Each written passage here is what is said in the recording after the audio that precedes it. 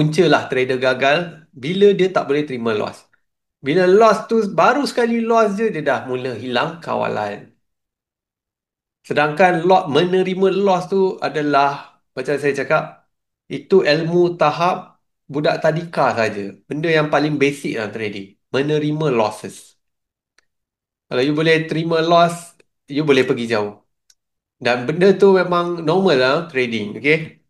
So you tengok saya punya simulation ni, ada loss, okay? Tapi loss tu lagi banyak daripada win. Win 8, loss 12. Tapi you still lagi boleh dapat net profit bila anda punya reward lagi besar daripada anda punya risk.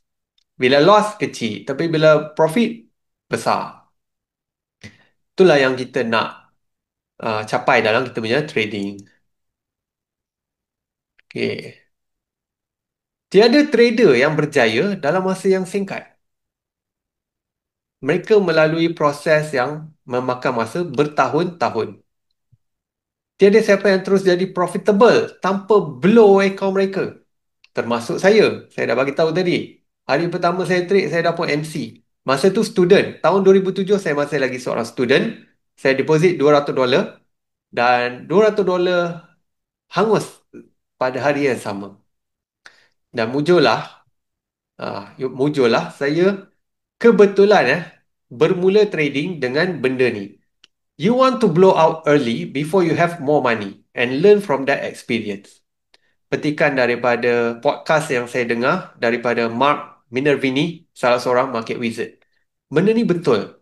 Saya blow out awal. Okay, saya gagal awal dalam trading ketika saya belum lagi bekerja.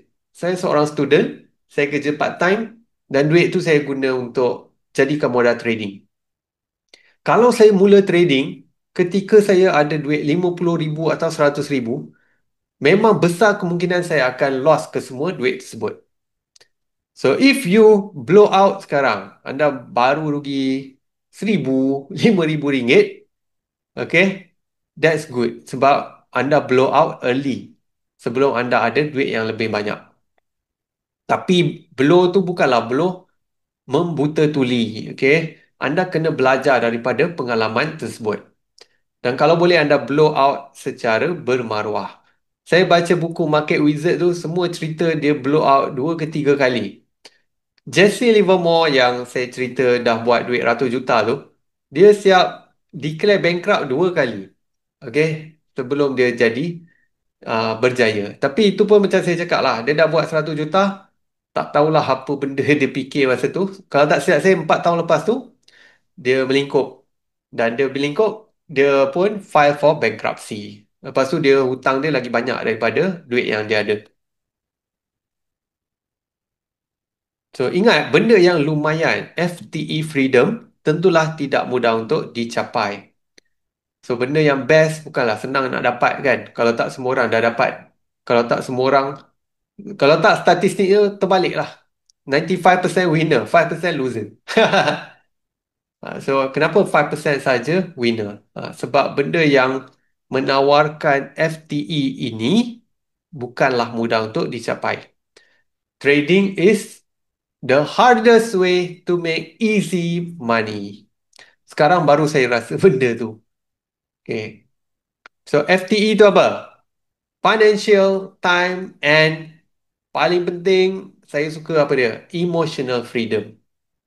Dan emotional freedom hanya boleh dapat daripada trading. Maknanya anda tak ada apa-apa yang akan boleh menggugat anda punya kestabilan emosi. Trading ni lah anda boleh dapat financial, time dengan emotional freedom. Benda ni tak akan boleh dapat dengan bidang lain. Ada yang kata, okay, kita set up business lah. Kita jadi bos, kita campak certain duit, kita buka cafe, kita cari manager, biar manager lah yang handle semua. Tapi nanti manager tu juga yang buat hal. Lepas tu staff tak nak go through manager, dia nak go through kepada owner terus, iaitu diri anda. Sama juga, anda akan pening kepala. Lepas tu tiba-tiba PBT datang. Oh, ini tak kena, itu tak kena, kena sama. Lepas tu anda kena saman. Lepas tu cerita lain. Jiran kedai sebelah jual benda sama dengan anda, tak puas hati. Okay? So dia pun dengki, dia pun sabotaj anda punya kedai dan macam-macam lagi benda yang boleh berlaku bila anda cuba cari rezeki dengan jalan lain. Jangan kata buat bisnes, dekat tempat kerja pun sama.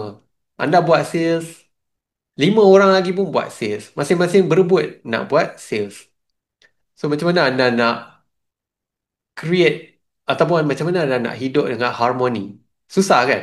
Makan gaji ataupun buat bisnes, dua-dua ada cabaran dan susah untuk anda capai emotional freedom. Mungkin anda boleh dapat lah financial freedom. Mungkin anda boleh dapat time freedom kalau anda buat kerja ataupun bisnes yang fleksibel. Tapi emotional freedom, benda tu tak boleh dapat kalau anda makan gaji ataupun anda buat bisnes. Benda tu anda takkan boleh dapat ya. Dan sebab itulah benda tu tak mudah untuk dicapai. So berbaloi ke jadi trader? Berbaloi ke bersusah payah, bersengkang mata, berusaha mati-matian untuk jadi the 5% winner? So, anda rasa berbaloi ke tidak jadi trader? So, anda pernah tak terbayang dalam satu hari lebih 100,000 duit masuk dalam akaun anda? Pernah tak anda terbayang? Tanpa ada staff, tanpa pergi office, tanpa perlu hadap jam, tanpa ada apa-apa. Faham tak maksud saya? Tanpa ada apa-apa. Saya tak ada pejabat, saya tak ada staff, saya tak ada mesin. Dengan trading, benda tu tak mustahil. Dan benda tu boleh dicapai. Ni income ataupun duit yang masuk dalam masa satu hari. Dengan menggunakan PC ataupun handphone yang bernilai kira-kira lebih kurang lah RM8,000. So ini satu hari tau. Dan nampak transfer kredit bukan transfer debit. Dan kemudian anda boleh buat duit lebih 10,000 satu hari. So ini contoh trade terbaru. Saya buy gold dan daripada dapatlah 2680. Lebih RM10,000 satu hari. Satu hari Anda kerja sebulan, kena maki dengan bos, dengan kawan-kawan sekerja, kena pulau sebab anda terlampau bijak dan terlampau banyak buat sales. Semua orang pulaukan anda, semua orang tak nak kawan dengan anda. Mungkin gaji anda 2,500, mungkin gaji anda 3,000. Tapi melalui trading, anda boleh dapat lebih 10,000 sehari. Dan itu pun bukanlah sehari. Itu adalah melalui kerja kira-kira 1 jam sahaja sehari. In just 1 hour, you do your work, buat analisis, kemudian pilih trade yang terbaik, follow your process, anda dapat 10,000 satu hari.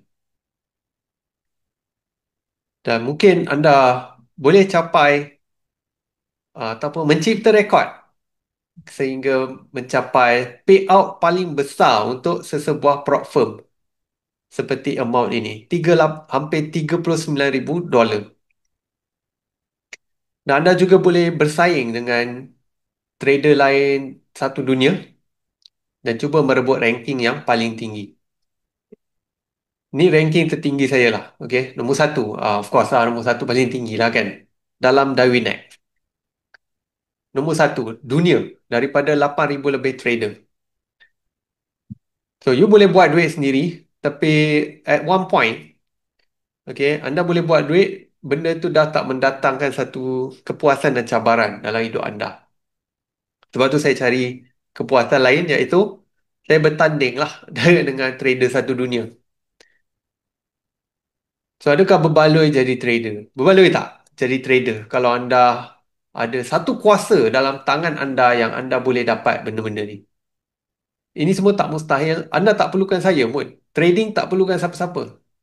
You are your own ally ataupun your own enemy. Nak berjaya dalam trading hanya perlukan diri sendiri. Okay, anda yang akan menentukan segala-galanya.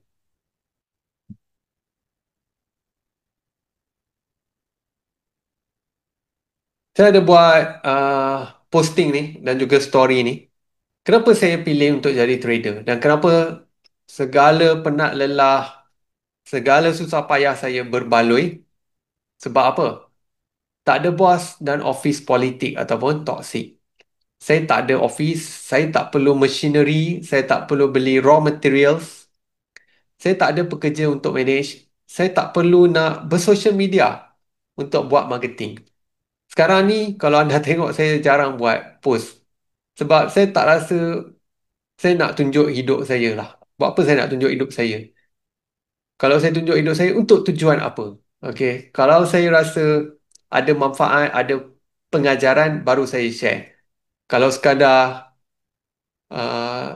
share something just for fun, saya takkan share lah. Again, untuk apa? So, ramai orang dia bersosial media untuk buat marketing, untuk jual sesuatu. But, saya tak ada keperluan untuk macam tu, okay? Sebagai seorang trader.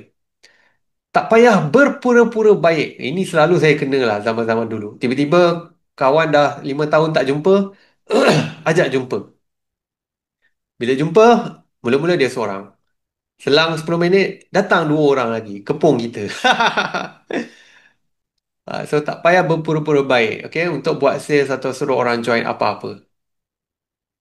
Kemudian, modal rendah berbanding potensi pulangan. Anda buka bisnes 200,000, 300,000, 3 tahun baru boleh break even. Tapi trading tak segila itu. Anda nak modal RM800,000 ataupun 400,000, 200,000 US, anda boleh terus dapat. Kalau anda join prop trading, anda bayar yuran je. Yuran dia pun dalam 4,000 lebih. Anda bayar yuran RM5,000, anda dapat modal RM800,000. Benda apa lagi yang gila macam tu? Hanya trading je.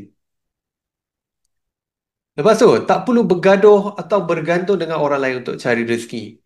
Anda hanya perlu ulang-ulang benda yang sama saja. Dan benda ni, trading memberi saya financial time and emotional freedom, FTE. Itulah, trading ni sangat-sangat berbaloi lah pada saya. Segala susah payah yang saya hadapi selama ni memang sangat-sangat berbaloi. So, akhir kata, anda nak jadi trader atau tidak, terpulang. Trading tiada persaingan dan saya tak perlukan anda dalam market yang bernilai 10 trilion. Anda trade atau tak trade, tak ada beza pun dekat saya. Melainkan kalau saya buat bisnes. Anda buka kedai sebelah saya dengan anda tak buka kedai sebelah saya, ada impact. Anda buka kedai sebelah saya, anda pesaing saya. Saya akan benci anda. Walaupun depan-depan pura-pura baik, belakang-belakang, jadilah macam kawan saya. Jiran dia masuk Google review, bagi 1 star. Lepas tu buat cerita palsu, servis teruk, makanan tak sedap dan sebagainya. Sampai tahap macam tu.